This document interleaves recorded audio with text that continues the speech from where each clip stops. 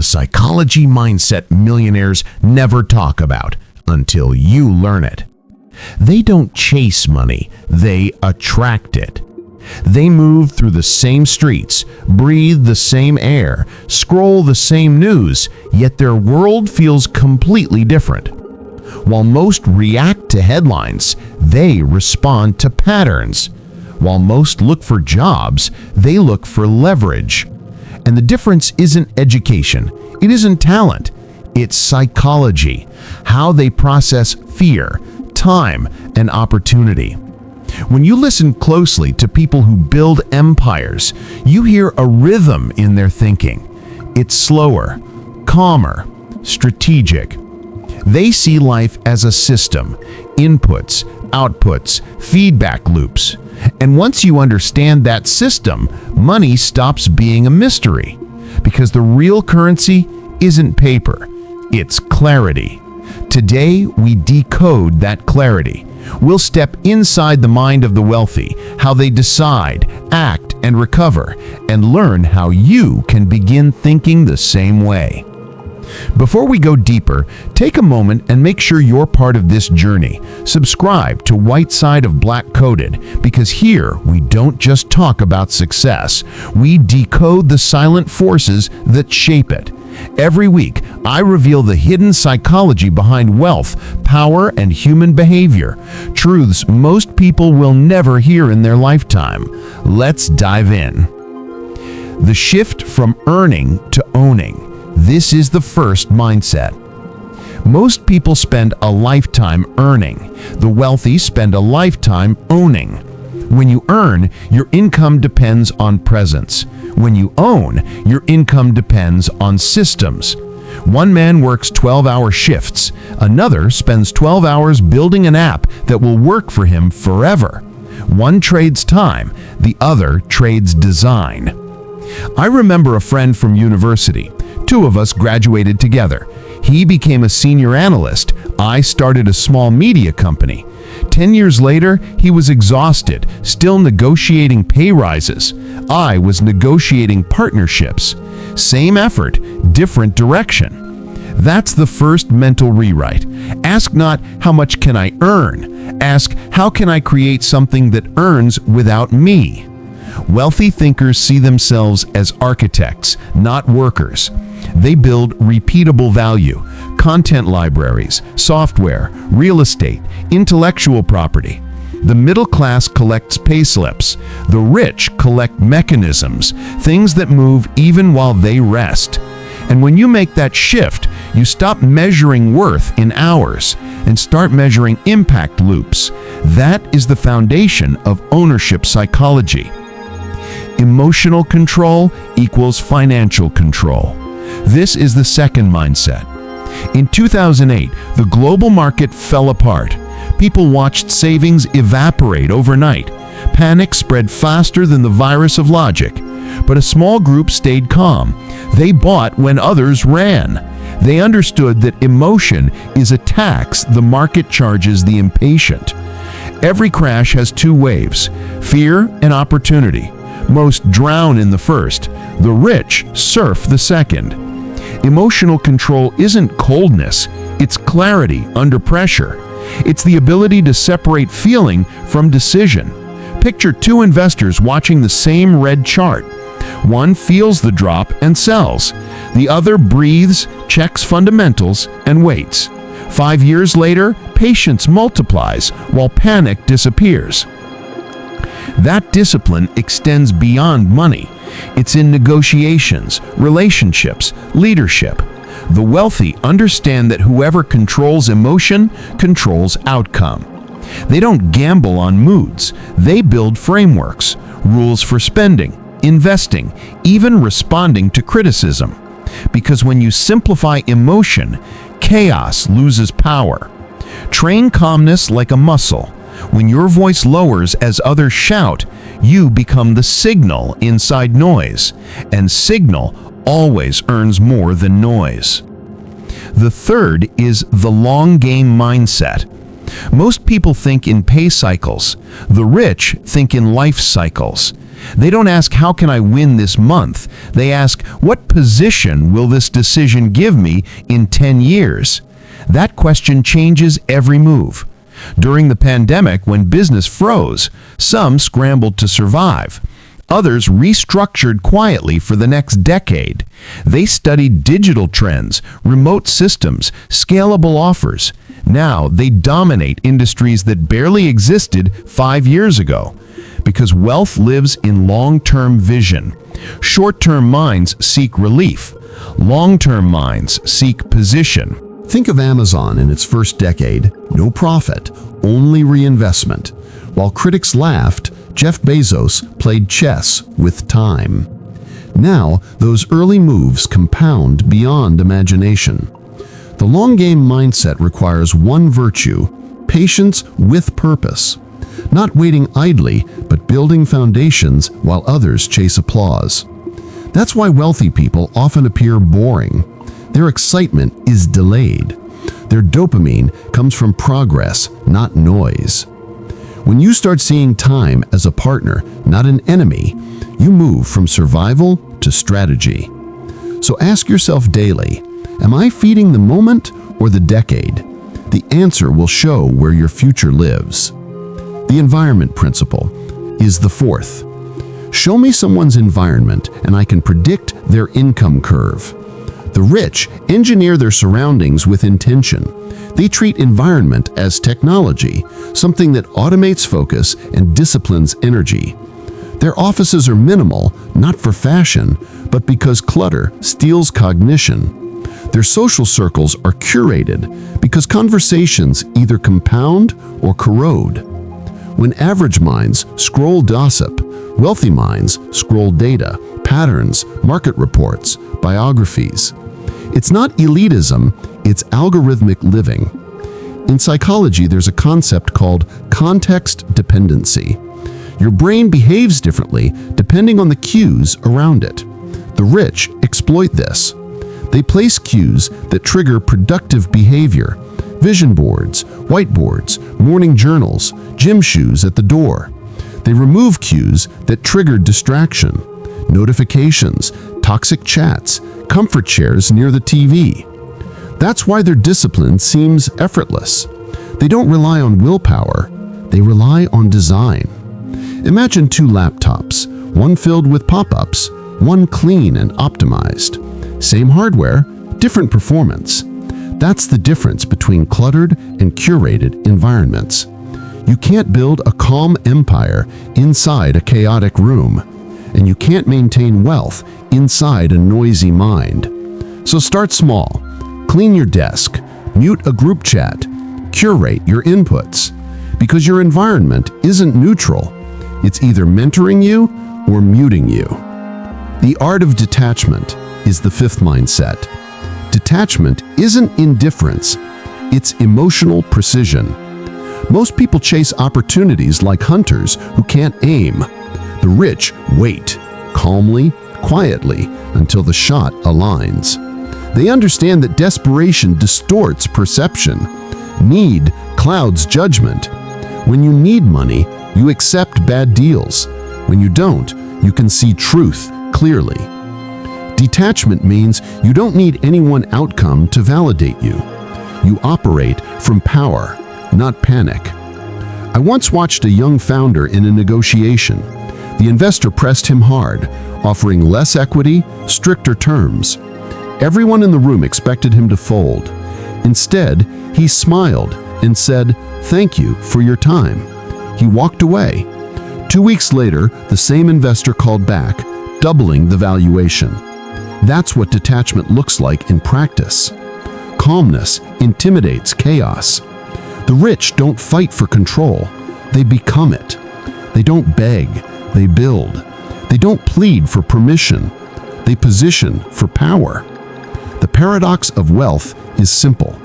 The less you chase, the more it comes.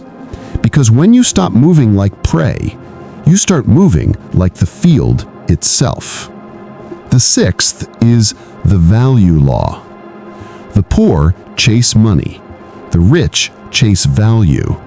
Money is a mirror reflecting the usefulness you provide.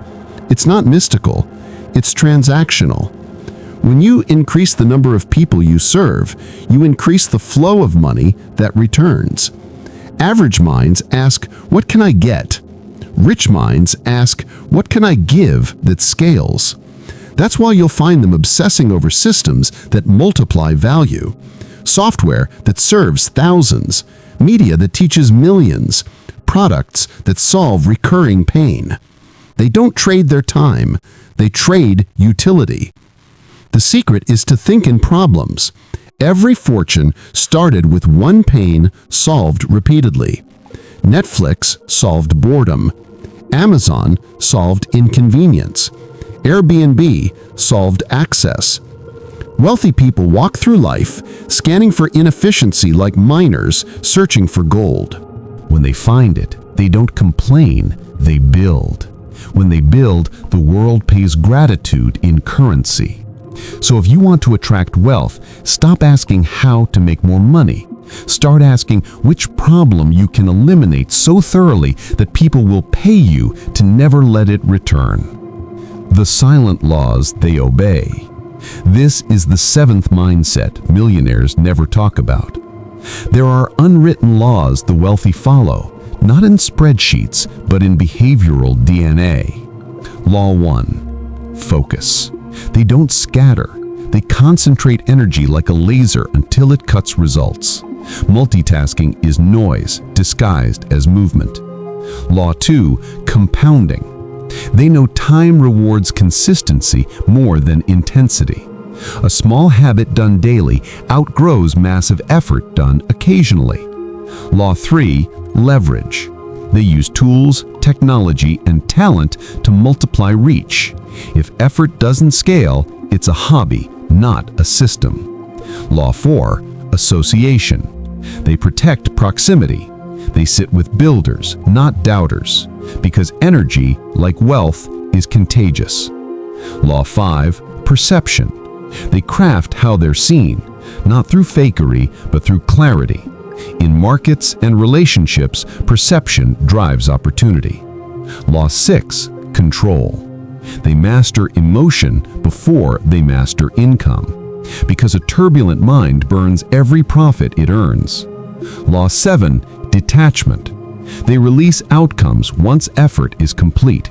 That detachment frees bandwidth for the next creation. These laws aren't glamorous, they're disciplined. That's why most ignore them. But ignoring them doesn't change their effect. The world quietly rewards those who obey invisible order. It punishes those who don't. Wealth isn't about privilege, it's about pattern recognition. The eighth mindset is the deep root of scarcity. Scarcity begins in the mind, not the bank. When people say, "I can't afford it," what they often mean is, "I can't imagine it yet." The poor wait for evidence before they believe. The rich believe first, then gather evidence later. It's not blind faith, it's mental modeling. They use imagination as rehearsal. They live decisions in their heads before making them in the world. Psychologists call this cognitive priming. You expose your mind to a scenario often enough, and it starts recognizing opportunities that fit that script. That's why poor thinking looks for reasons something won't work. Rich thinking looks for methods to make it work. Scarcity whispers fear. What if I lose? Wealth whispers strategy. What if I learn? Two people can face the same setback. One sees proof of failure. The other sees feedback for refinement. That mindset compounds. It's why generational poverty persists. It's taught emotionally, not financially. Children inherit mental scarcity before they ever touch money. Breaking it requires mental detox. Remove language that limits, replace it with language that builds. Every time you say, "I can't," you're giving orders to your subconscious to stop looking. Replace it with, "How can I?" and your mind starts searching for tools. The wealthy never wait for permission to think bigger. They make room in their thoughts before making room in their wallets. The energy of money. This is the ninth mindset. Money isn't just math, it's movement. It flows towards structure and away from chaos. When you manage energy poorly, through fear, impulse, or ego, you repel money subconsciously, because money responds to trust, not tension. Think of every transaction as an exchange of confidence. The side with greater clarity always wins. That's why wealthy people seem composed during financial storms. They know panic leaks energy, and leaking energy leaks deals. They view money like a current. It needs circulation to stay alive. That's why they invest instead of hoard. They give, sponsor, build, because stagnation is decay. When you circulate capital with purpose, you attract more of it. When you hoard from fear, you choke the flow. The rich spend strategically, every dollar a soldier with a mission. They deploy it into systems, not status. They buy freedom, not flash. They measure success in control of time, not in display of things. The irony is, once you stop needing to prove wealth, you start building real wealth. Because authenticity holds energy, pretense burns it. That's the energetic economy most never see. Calmness compounds, chaos costs. So treat money like electricity. Conduct it efficiently, ground it in value, and never let it short-circuit through emotion. The 10th mindset is becoming the source. Most people look for money outside themselves. They treat it like weather, something that either rains on them or doesn't. The rich think differently. They are the weather. They see themselves as sources of value, not seekers of payment. They ask, what energy am I bringing into the market? What solutions, emotions, or clarity originate from me? Because when you become the source, you stop waiting for opportunity to knock. You build the door. Think of Elon Musk or Sarah Blakely. Neither chased money. They chased an idea until value overflowed. Money arrived as recognition of impact. Becoming the source begins quietly. It's the hours when no one watches. The discipline, the reading, the testing of concepts. The mind expands and starts to radiate competence. That competence draws capital, like a signal through static. When you speak from understanding, investors listen. When you act from confidence, clients follow. When you embody reliability, opportunity finds you. The poor ask, who will help me? The rich ask, who can I become so help becomes inevitable? You don't have to be born powerful. You simply have to act like power already trusts you. Each decision, diet, focus, words, tone, is a broadcast. You are always signaling either scarcity or sovereignty. And sovereignty attracts supply. The spiritual dimension of wealth is another mindset millionaires deploy into action. At the deepest level, money is not just numbers, it's meaning condensed into material. The rich understand that wealth must rest on purpose, or it collapses under its own emptiness. That's why true wealth feels calm. It's not adrenaline, it's alignment. They know that abundance without gratitude becomes anxiety. So they practice quiet appreciation, journaling, meditation, philanthropy. Not as rituals of morality, but as maintenance of mental balance. When you give, you remind the mind it already has. And minds that know they have create from overflow, not fear. Look at any lasting fortune. Behind it you'll find service, jobs created, innovation shared, communities improved. Money divorced from contribution eventually decays. Purpose is the stabilizer. That's why some millionaires crumble emotionally, while others remain peaceful regardless of numbers. Wealth without wisdom is pressure. Wealth with meaning is peace. The rich view spirituality pragmatically. Gratitude sharpens perception. Forgiveness removes distraction. Discipline honors potential. These are not religious ideas, they're performance tools. When you operate with inner order, the outer world mirrors it through results. As within, so in your portfolio. The code. This is the most important of all. Strip away the glamour, the noise, the trends, and you'll find a set of simple patterns quietly running in the background. The code of the wealthy. 1. Clarity over chaos. They write goals down, then erase what doesn't align. Calm over conflict. They solve emotionally charged issues with data, not drama. Creation over competition. They don't fight for slices, they bake new pies. Direction over distraction. They measure backward from vision instead of forward from confusion. Contribution over consumption. They build engines that feed others and in return feed them back. This code isn't memorized, it's internalized through repetition. Every habit reinforces the architecture of control. And when you live by it long enough, wealth stops being a chase.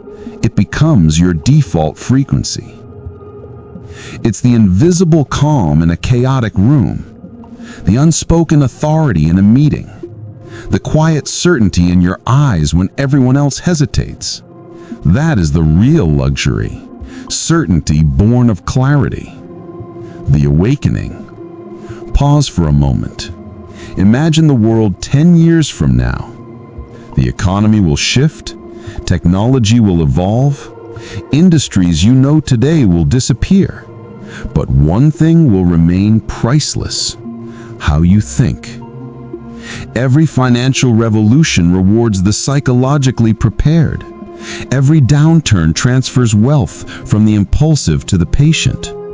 If you learn to stay calm while others collapse, to plan decades while others panic days, you will own the quiet advantage that no policy can tax. Understand this: you are never paid for effort, you are paid for clarity. And clarity begins the day you stop blaming circumstances and start engineering them. So breathe. Look at your life like an investor, not a victim. Audit your environment, your habits, your circle, your mind. Remove what doesn't compound. Expand what does. Each hour spent in self-discipline is capital. Each decision made in calmness is interest. Each act of focus is equity in your future self. Because money follows mindset the way shadows follow light. When you become light, steady, directional, and unafraid, you won't need to chase shadows. You will simply walk, and wealth will walk with you. This is White Side of Black Coded. Subscribe, not to follow trends, but to build timeless clarity. Every week we decode the psychology of calm power, wealth strategy, and emotional control, so you can think like the rich, move like the wise, and live like the free.